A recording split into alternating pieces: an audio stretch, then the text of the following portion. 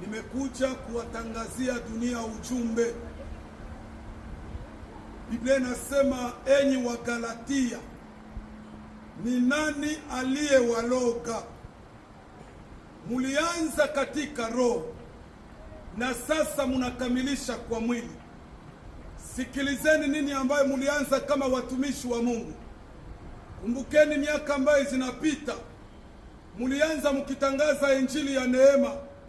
Mulikuwa msaada kwa kanisa, lakini leo kwa sababu ya tumbo munaigeuza injili ya neema ya Yesu, na leo munaanza poteza kizazi.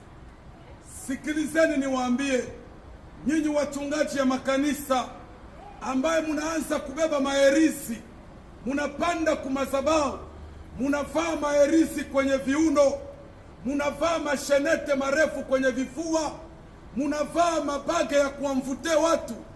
Mukiingia mumadhabahu ya Mungu, munakuwa na vitu vya giza ambaye muko munamvutia ambu, na munapoteza taifa la Mungu.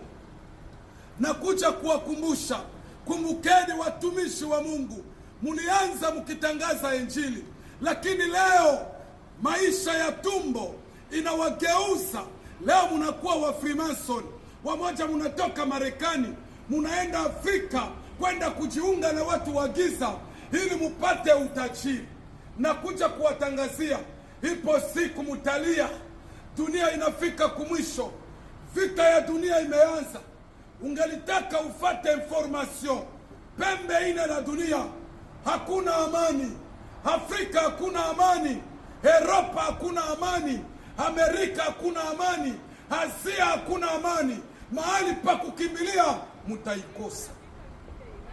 Pesa ambayo muko munafia, acha niwaambie na nyia mutazikula. Vita ya dunia inakuya.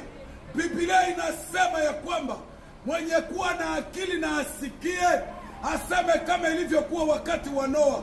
Njo vile itakapokuwa. Watu watakuwa wanakula na kunywa, watu wataoa, wataolewa, watasahau ya kwamba gharika iko nyuma yao. Fateni information, sikiliza habari sahihi. Ukitaka kusikia habari ya Israeli sahihi, utaona hakuna kwenye dunia iko. Ukifata habari ya Risi, utaona hakuna kwenye dunia inaenda.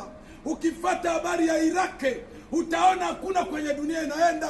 Ukifata habari ya Marekani, utakutana dunia yote hakuna amani. Wakristo, mina kuyatangazia dunia, muwe macho wa Kristo, mufungule macho, mujitayarishe. Bwana wa kanisa anakuya, Bwana wetu wa kanisa anakuya. Wakristo, Biblia inasema kuna wale ambaye wataonja machungu. Acha niwaambie, ziki inakuya. Nyinyi wenye kutaka pesa munamuacha Mungu, munataka utajiri haraka munamuacha Mungu. Mutakuwa wapi siku hiyo? Zile pesa mutazitupa, ile magari zitabakia, mabanke zitafungwa, ile mambiase muko munakula itawatoka kwenye mapua. Ndugu yangu Mkristo, shika sana ulicho nacho, mkumbakie Kristo, bakia muokovu. Hata ikija usiku wala mchana, tukue na sehemu Bwana atatukuta na tutamulaki Kristo mawinguni. Kwa hiyo mimi nakutangazia ndugu yangu mpendwa, dunia itapita na mambo yote, lakini neno litadumu milele. Murudilie Kristo. Wamba walikuwa hujaokoka, wakati njoo hii walimuacha Mungu, murudilie.